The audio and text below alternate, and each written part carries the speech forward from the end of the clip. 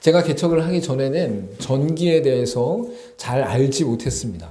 그리고 전기를 처리하는 방식이나 아니면 전기를 다루는 방식들도 잘 알지 못했죠. 그러나 개척을 하고 나서는 수많은 일들을 제가 감당하게 되어지고 처리해야 됐기 때문에 그 과정 속에서 제가 전기에 대해서도 어느 정도 알게 된 것을 볼 수 있습니다. 전기에 대해서 잘 모르던 제가 전기를 다뤄야 되는 상황 가운데 있다 보니 전기에 대해서 어느 정도 알 수 있게 되었다라는 것이죠. 그래서 저와 여러분이 교회 가운데 오면 전구를 갈거나 아니면 전기 공사를 하거나 또한 전기에 대해서 다룬 것들은 제가 이제는 어느 정도는 할 수 있게 되었다라고 볼 수 있는 것이죠. 그래서 지난주보다는 굉장히 밝아진 것을 여러분들이 확인할 수 있을 것입니다. 전구를 새로 구입을 해서 교체를 했기 때문에 밝아진 것을 느낄 수 있을 거예요. 저에게 있어서 전구를 갈거나 전기를 다루는 것은 하나의 작은 능력에 불과한 것이죠. 그리고 그 전구를 다루는 것, 전기를 다루는 것을 통해서 교회 안에서 일어날 수 있는, 가정 안에서 일어날 수 있는 전기에 관련된 것들을 잘 감당할 수 있음을 알 수 있습니다. 이렇게 능력과 지혜에 관해서 우리가 이 땅을 살아가면서 많은 부분에서 새롭게 개발되어지고 새롭게 발전되어지고 새롭게 성장되어지는 부분이 분명히 있는 것을 알 수 있는 것이죠. 자신이 좋아하는 취미나 자신이 맡고 있는 전문 영역이나 또한 자신이 하고 싶은 일들에 관해서 꾸준하게 하다 보면 그 안에서 능력과 지혜가 나타나게 되는 것을 볼 수 있습니다. 이러한 능력과 지혜는 바로 문제를 해결하기 위해서 나타나는 자신만이 갖고 있는 것들을 능력이라고 한다면 그것을 해결하는 과정 속에서 나타나는 많은 부분 속에 필요한 것들이 바로 지혜다라고 말할 수 있는 것이죠. 그래서 우리가 이 땅을 살아가면서 수많은 능력과 지혜로 각자에게 맡겨진 일들과 각자에게 생긴 문제에 대해서 해결할 수 있는 능력과 지혜가 있음을 우리가 분명히 알 수 있습니다. 그러나 성경에서는 하나님께서 이 땅 가운데 모든 것을 주장하시고 인도하시면서 온 세상의 문제와 온 세상의 타락한 것과 온 세상의 죄의 상태를 온전히 해결하실 수 있는 분임을 성경은 분명히 말씀하고 있습니다. 그래서 다니엘서 2장 20절에는 이렇게 말씀하고 있죠. 다니엘이 말하여 이르되 영원부터 영원까지 하나님의 이름을 찬송할 것은 지혜와 능력이 그에게 있음이로다 라고 분명히 말씀하고 있어요. 다니엘의 고백은 이 땅 가운데 작은 부분, 사람이 할 수 있는 부분을 말씀하고 있는 것이 아니에요. 영원부터 영원까지 존재하는 온 우주적 상황, 온 우주적 환경 가운데 우리에게 베푸신 하나님의 능력과 지혜가 놀랍게 존재한다라고 분명히 말씀하고 있는 것이죠. 여러분, 시계가 돌아가다가 고장나서 멈추게 되어지면 시계방에 맡겨야 되는 것을 알 수 있습니다. 여러분, 그런데 이 땅 가운데 수많은 것들이 돌아가고 있는데 그것이 만약에 고장된다면 사람이 어떻게 그 문제를 해결할 수 있겠습니까? 태양이 만약에 조금이라도 가까워진다면 우리는 타 죽게 될 것입니다. 태양이 조금이라도 멀리 가게 된다면 우리는 얼어 죽게 될 것입니다. 여러분, 아침에 공기가 또한 밤의 공기가 우리 가운데 주어지는 모든 상황들 속에 그 문제를 해결할 수 있는 능력과 지혜가 우리 가운데 없음을 분명히 알 수 있는 것이죠. 근데 하나님께서는 영원부터 영원까지 이 땅 가운데 존재하는 모든 것에 대해 하나님의 능력과 지혜 안에서 운행하신다라고 분명히 말씀하고 있는 것입니다. 마태복음 13장 54절 말씀 우리 같이 한번 읽어보도록 하겠습니다. 시작. 고향으로 돌아가사 그들의 회당에서 가르치시니 그들이 놀라 이르되 이 사람의 지혜와 이런 능력이 어디서 났느냐.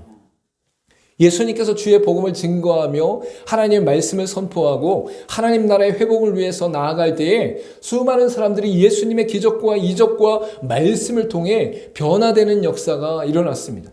근데 예수님께서 바로 고향으로 돌아가서 그 고향 가운데 하나님 말씀을 증거하였더니 고향에 있는 사람들이 예수님을 바라보며 이 지혜와 능력이 도대체 어디로부터 왔느냐라고 궁금해하는 것이죠.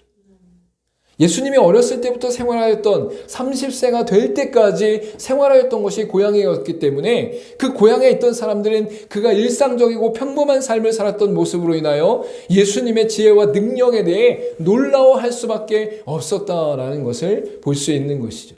예수님께서 공생의 사역을 시작하시고 3년의 사역 가운데 고향에 방문하여 하나님의 기적과 하나님의 말씀과 하나님의 능력을 드러내니까 이 능력과 지혜가 어디로부터 왔느냐 하고 놀라게 되는 것을 볼 수 있는 것이죠.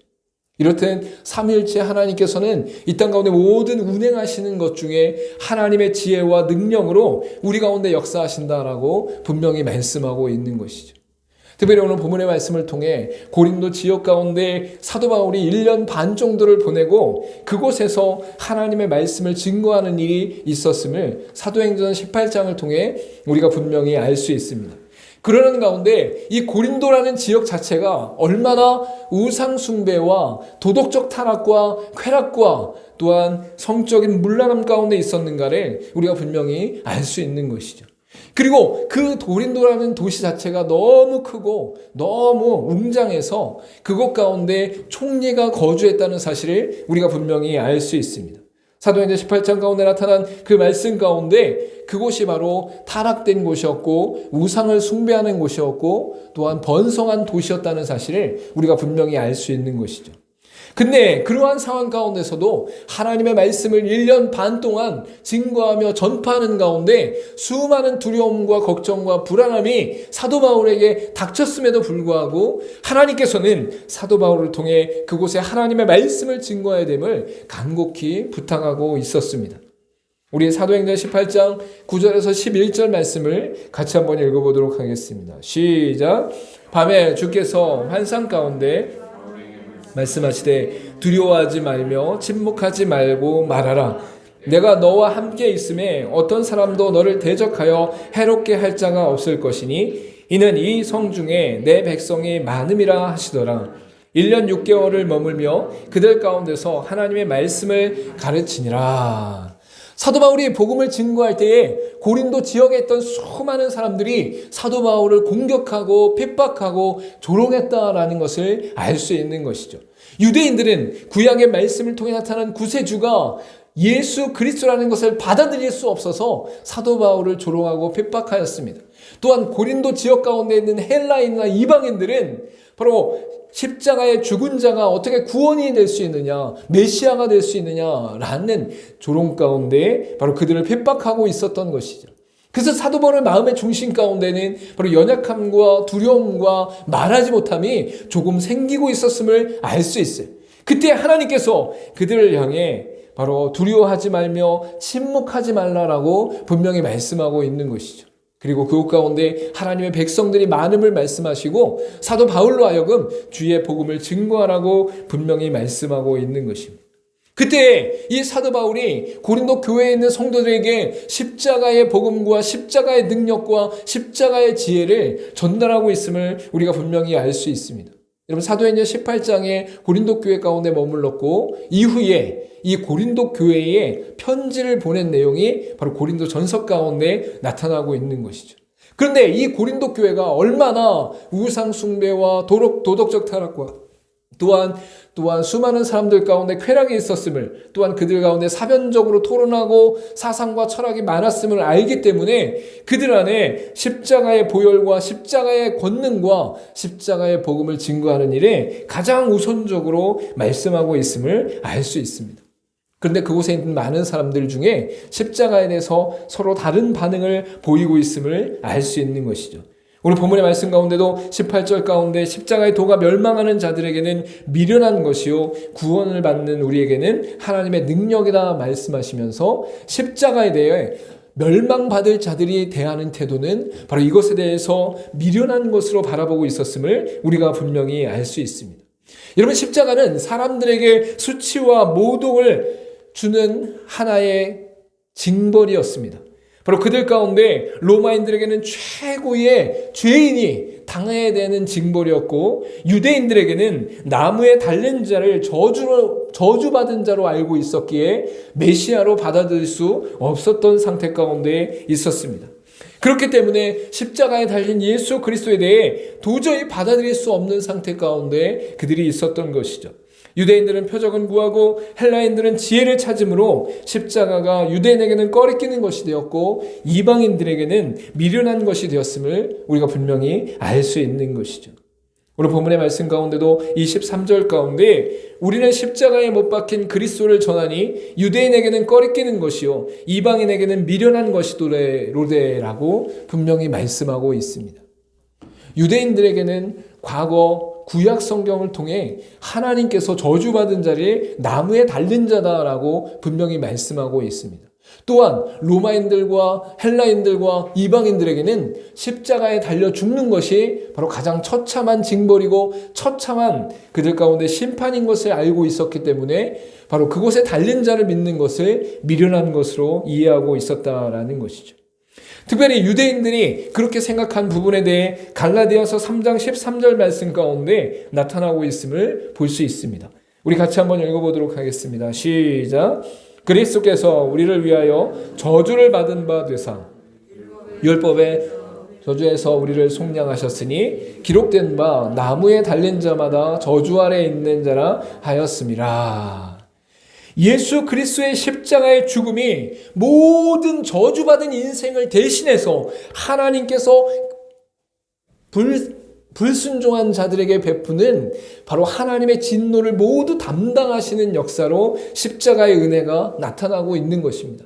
그래서 이 땅에 있는 수많은 사람들이 하나님 앞에 죄로 말미암아 진노당하게 되었고 저주받게 되었고 영원한 죽음 안에 거하게 되었지만 예수 그리스도의 십자가의 그 저주를 담당하심으로 말미암아 속량하시는 역사가 일어났다라는 것이죠.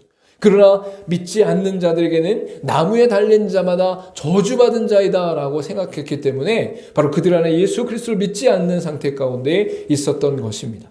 신명기 21장 23절 말씀 가운데 그 시체를 나무 위에 밤새도록 두지 말고 그 날에 장사하여 내 하나님 여호와께서 내게 기업으로 주시는 땅을 더럽히지 말라.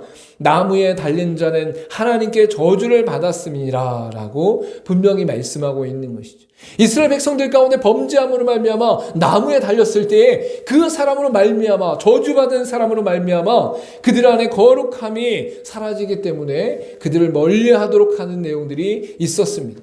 그러나 구약의 이러한 내용들은 결국 예수 그리스도께서 이 땅 가운데 모든 저주를 담당하시고 모든 진노를 짊어지시고 모든 질고와 아픔을 수용하심으로 말미암아 끌어안고 가셨던 십자가의 은혜의 권세로 나타나게 됨을 분명히 말씀하고 있는 것이죠.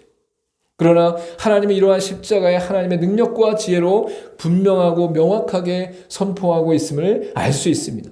이것은 이 땅에 있는 사람들이 이해할 수 없는 영적인 문제 가운데 우리의 죄악과 우리의 죽음과 우리의 사망을 해결할 수 있는 하나님의 능력임을 십자가를 통해 나타나셨음을 알 수 있는 것이죠. 즉 세상의 많은 사람들은 종교와 철학에 갇혀 진정한 진리와 생명을 알지 못하지만 하나님은 명확히 아시고 말씀하고 계심을 우리가 분명히 알 수 있습니다. 우리 에베소서 2장 15절과 16절 말씀을 같이 한번 읽어보도록 하겠습니다. 시작. 법조문으로 된 계명의 율법을 폐하셨으니 이는 이 둘로 자기 안에서 한 세 사람을 지어 화평하게 하시고 또 십자가로 이 둘을 한 몸으로 하나님과 화목하게 하려 하심이라. 원수된 것을 십자가로 소멸하시고.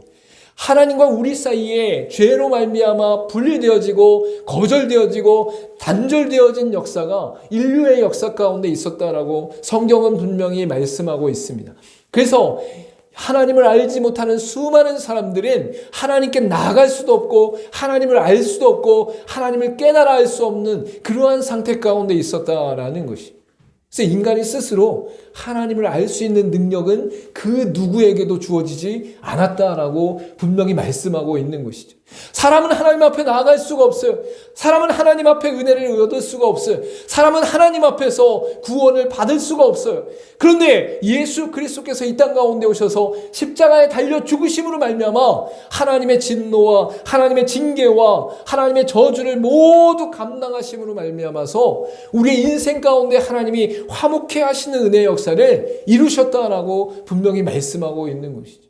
예수 그리스도께서 죽으심으로 말미암아 예수 그리스도께서 십자가에 달리심으로 말미암아 예수 그리스도께서 십자가에서 모든 피와 물을 쏟으심으로 말미암아 우리가 하나님께 나아갈 수 있게 되었다라고 말씀하고 있는 것이죠.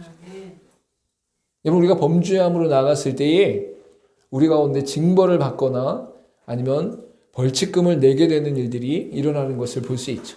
여러분, 그런데 우리 스스로는 그러한 돈도 없고 그러한 상황을 이겨낼 수도 없는 상황에서 사회에 어떤 긍휼을 베푸는 자들이 함께하며 그 상황들을 헤쳐나갈 수 있도록 도와주고 또한 돈을 빌려주며 우리 가운데 그 문제를 해결할 수 있도록 도와준다면 우리는 그분을 향해 감사함으로 기쁨으로 나아가게 되는 일들이 있는 것을 볼 수 있어요. 사회의 작은 단면 속에서 우리가 처한 문제를 해결하는 데 있어서도 그러한 작은 부분을 우리가 감당하지 못할 때에 돕는 사람과 함께하고 섬기는 자들과 함께하고 해결해 주는 자들과 함께하면서 기쁨으로 나아가게 되는 역사가 있다라는 것이죠. 그러나 이 죄의 문제는, 사망의 문제는 영원한 죽음 앞에 서 있던 모든 인간이 겪게 되어지는 가장 슬프고 아픈 문제, 이 문제를 해결할 수 있는 것은 그 누구도 아니고 그 무엇도 아니고 오직 하나님께서 이 땅 가운데 약속하신 언약의 성취되신 예수 그리스도밖에 없다라는 것을 성경은 분명히 말씀하고 있어요. 그래서 율법으로는 죄를 깨닫게 하지만 이 죄를 깨닫게 하신 상태에서 하나님 앞에 나아갈 수 없는 우리의 비참함을 해결하는 것은 예수 그리스도께서 모든 질고와 진노와 저주를 담당하시며 십자가에 달려 죽으심으로 말미암아 하나님과 우리의 화목됨을 이루셨다라고 분명히 말씀하고 있는 것이죠. 여러분은 하나님의 자녀가 되었어요. 여러분은 하나님의 백성이 되었어요. 여러분은 하나님 안에서 영원한 생명을 얻었어요. 이 땅에서도 하나님과 동행하는 믿음의 역사 가운데 날마다 하나님의 은혜 가운데 거함과 동시에 우리의 죽음이 우리를 무섭게 하거나 공포에 떨지 못하게 하는 것은 하나님께서 이미 예수 그리스도를 통해 우리에게 영원한 생명을 허락하셨기 때문이다라고 분명히 말씀하고 있는 것이죠.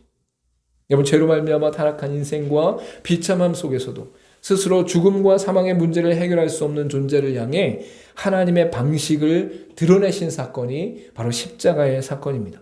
죄 없으신 성자 하나님께서 인간의 몸을 입고 오셨으며 구약의 제사와 사건을 통해 예표하신 구세주의 은혜가, 구세주의 능력이 우리 가운데 화목제물이 되어주심으로 말미암아 우리에게 영원한 생명을 허락하셨다라고 분명히 말씀하고 있는 것이죠. 구약에 나타난 모세의 율법과 선지자의 예언을 완전하게 이루신 분이 바로 예수 그리스도이십니다.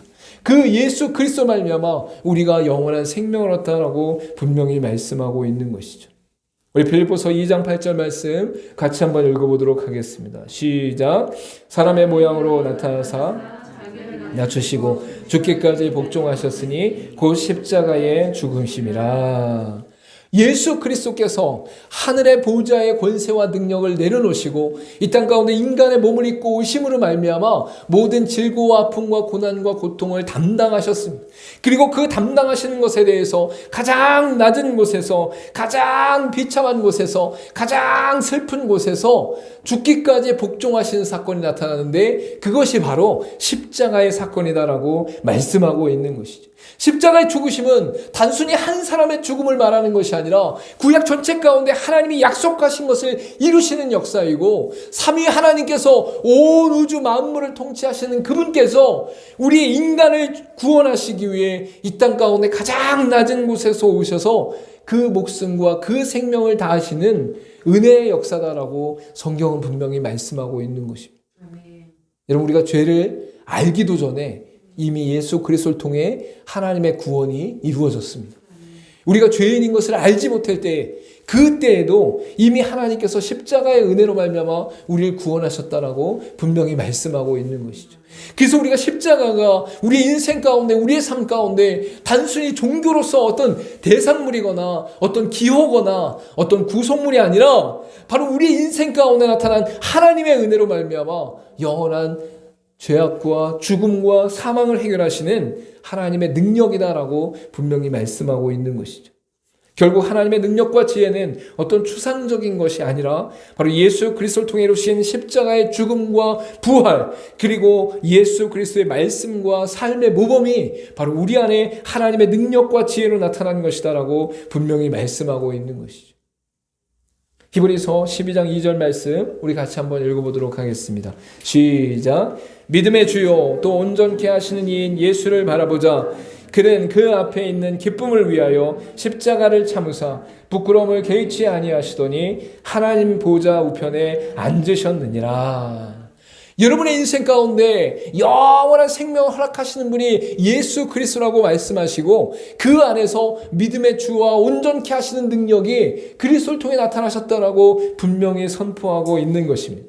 예수 그리스도께서는 우리를 바라보시며 믿음의 사람들을 바라보시며 하나님의 백성들을 바라보시며 기쁨을 여기시고 스스로 영원한 죽음 앞에 거하시는 십자가의 고난과 고통을 참으셨다라고 분명히 말씀하고 있는, 여러분, 아이를 낳을 때 어머니의 고통은 정말 심각하고 정말 아프고 정말 고통스럽죠. 그러나 그 아이를 낳는 것을 위해 자신의 고통을 참는 일들이 우리의 삶 가운데 있다라는 거예요. 사랑하는 가족을 위해서 간을 떼어줄 때에, 사랑하는 가족을 위해서 심장을 떼어줄 때에 우리의 삶 가운데 그 고난과 고통과 두려움과 걱정을 우리가 안고 있음에도 불구하고 나의 헌신과 희생을 통해 나의 가족이 낫는다, 나의 사랑하는 친구가 회복되어진다, 나의 사랑하는 자가, 연인이 더 많은 생명을 얻고 살아간다라는 그 기쁨 안에서 그 두려움과 고통을 참아내는 역사가 있다라는 거예요. 이 땅 가운데 하나님의 형상과 모범으로 양심 가운데 드러나는 수많은 일들이 우리의 삶 가운데 나타나는데 그것을 뛰어넘어 그것을 모두 포함해도 다 감당할 수 없는 예수 그리스도의 십자가의 은혜와 십자가의 사랑이 우리 가운데 주어졌다라고 성경은 분명히 말씀하고 있는 것이죠. 예수 그리스도를 통해 나타나신 모든 것들은 세상의 가치를 뛰어넘으며 죽음과 사망의 문제를 해결하시는 능력과 지혜가 됨을 성경은 분명히 말씀하고 있습니다. 우리로서는 감당할 수 없는 하나님의 은혜 안에 이루어진 것임을 성경은 분명히 말씀하고 있는 것이죠. 골로새서 2장 14절과 15절 말씀 우리 같이 한번 읽어보도록 하겠습니다. 시작. 우리를 거스르고 불리하게 하는 법조문으로 쓴 증서를 지우시고 제하여 버리사 십자가에 못 박으시고 통치자들과 권세들은 무력화하여 드러내어 구경거리로 삼으시고 십자가로 그들을 이기셨느니라. 우리 안에 나타난 죄의 문제, 죽음의 문제, 사망의 문제는 인간이 누구인가, 인간이 어떤 상태인가, 인간은 어디로부터 왔는가라는 인간의 질문 앞에서 나타나는 거예요. 인간은 왜 전쟁을 치르는가? 인간은 왜 사람을 죽이는가? 인간은 왜 사람을 미워하는가? 인간은 왜 다른 사람들을 향해 질투와 시기 가운데 그들에게 폭력을 증거하는가? 라는 수많은 문제들 앞에서 이러한 것들을 드러나는 것이 바로 법조문이라든지 통치자들의 권세다라는 것을 말하고 있는 것이죠. 여러분, 그래서 이 세상의 종교와 사상과 철학, 정권과 정부와 또한 수많은 것들은 사람의 잘못된 부분들을 드러낼 수는 있어요. 너는 이런 부분을 잘못했다. 너는 이런 부분들이 잘못됐다라고 얘기할 수 있다라는 것이죠. 그런데 그 문제를 완전히 해결할 수 있는 원초적이고 근원적인 문제에 대해서는 말할 수가 없다라는 거예요. 왜? 인간이 태어날 때부터 그 존재 자체의 연약함과 비천함과 사망과 죽음 앞에서 온전히 그 일들을 감당할 수 없기 때문이다라는 것을 분명히 알 수 있는 것이죠. 여러분, 그래서 십자가에 달려 죽으시는 것은 그 모든 죄악을 담당하시는 실제적인 사건이고 우리 안에 이 땅 가운데 겪어야 되고 슬퍼해야 되는 수많은 일들을 온전히 감당함으로 승리하는 역사다라는 것을 분명히 말씀하고 있는 것이죠. 사도행전 2장 36절 말씀 우리 같이 한번 읽어보도록 하겠습니다. 시작. 그런즉 이스라엘 온 집은 확실히 알지니 너희가 십자가에 못 박은 이 예수를 하나님이 주와 그리스도가 되게 하셨느니라 하니라. 하나님의 영원한 경륜과 역사와 섭리 가운데 십자가에 달려 죽으심으로 하며 모든 죄를 담당하시는 역사를 이루시고 예수 그리스도의 부활하심으로 말미암아 모든 하나님의 백성들이 영원한 생명의 의를 얻게 되시는 놀라운 은혜를 베푸셨어요. 그리고 이 모든 일들 가운데 이제 삼위 하나님께서 우리 안에 역사하시면서 예수 그리스도를 주와 그리스도가 되게 하심으로 말미암아 영원한 생명의 통로가 되게 하셨다라고 분명히 말씀하고 있는 것이죠. 여러분에서 예수 그리스도께서 그 하나님의 보좌와 권세를 내려놓으시고 이 땅 가운데 비참함과 연약함 가운데 거하실 때에도 하나님은 함께 하셨고 예수 그리스도께서 십자가에 죽으시고 부활하신 이후에도 하나님의 주권과 능력 가운데 주와 그리스도가 되게 하셨다라고 분명히 말씀하고 있는 것이죠. 여러분에서 이 땅에 죽음과 사망과 죄악의 문제를 해결할 수 있는 사람은 아무도 없어요. 한 사람도 없어요. 그 누구도 이 문제를 해결할 수 없어요. 그러나 사람이 아닌 하나님으로부터 약속되어지고 하나님으로부터 이루어지고 하나님으로부터 모든 걸 감당케 되어지고 하나님으로부터 영원히 통치하신 은혜가 우리 가운데 있음으로 말미암아 하나님께서 우리 가운데 베푸신 은혜로 우리가 영원한 기쁨을 누리게 된다라고 말씀하고 있는 것이죠. 그래서 우리의 힘과 능력과 지혜가 아니라 예수 그리스도의 십자가의 죽으심과 부활하심으로 말미암아 우리 가운데 모든 죄가 사해졌고 하나님의 의가 임하는 역사가 일어났다라고 말씀하고 있습니다. 여러분, 이러한 근거가 되는 것은 십자가의 능력과 지혜가 인간의 생각 가운데, 인간의 지혜 가운데, 인간의 능력 가운데 거하는 것이 아니라 바로 하나님께서 이루신 일이기 때문에 모든 사람이 이해할 수 없는 영역으로 나타났기 때문이다라고 볼 수 있는 것입니다. 로마서 9장 17절과 18절 말씀 우리 같이 한번 읽어보도록 하겠습니다. 시작. 성경이 바로에게 이르되 내가 내 일을 위하여 너를 세웠으니 곧 너로 말미암아 내 능력을 보이고 내 이름이 온 땅에 전파되게 하려 함이라 하셨으니 그런즉 하나님께서 하고자 하시는 자를 긍휼히 여기시고 하고자 하시는 자를 완악하게 하시느니라. 로마서의 말씀을 통해 기독교의 진리가 드러날 때에 사도 바울은 출애굽 시대 가운데 있었던 바로 왕에 대해서 언급하고 있음을 알 수 있습니다. 여러분, 바로 왕이 모세를 보내지 않았어요. 이스라엘 백성들이 보내지 않았어요. 근데 그때에 그 바로 왕의 마음 가운데 완악함이 있었다라고 분명히 말씀하고 있는 것이죠.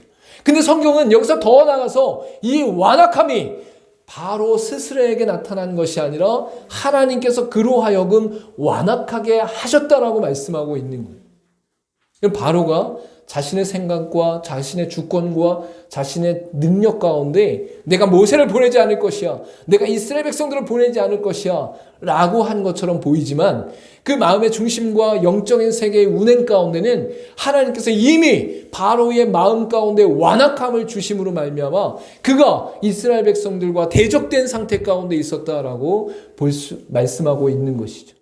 그래서 이 바로가 모세와 이스라엘 백성들을 보내지 않음으로 말미암아 10가지의 재앙이 일어나게 되어지고 마지막 재앙으로 6월절에 모든 장자들의 죽음으로 말미암아 결국에는 이스라엘 백성들을 풀어주게 되는 사건이 일어나게 되는 것을 볼 수 있어요.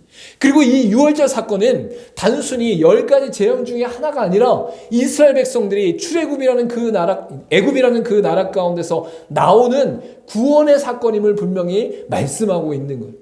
그래서 출애굽 전체가 예수 그리스도의 오심에 대한 예표로 드러나게 되어지고 애굽 땅에서 나오는 그 사건 자체가 바로 문설주의 어린 양의 피를 바름으로 말미암아 구원받는 역사를 나타내심으로 말미암아서 이 땅 가운데 예수 그리스도께서 십자가에 달려 죽으시고 피를 흘리심으로 말미암아 우리를 구원하신 은혜의 역사로 이끄셨다라고 분명히 말씀하고 있는 것이죠.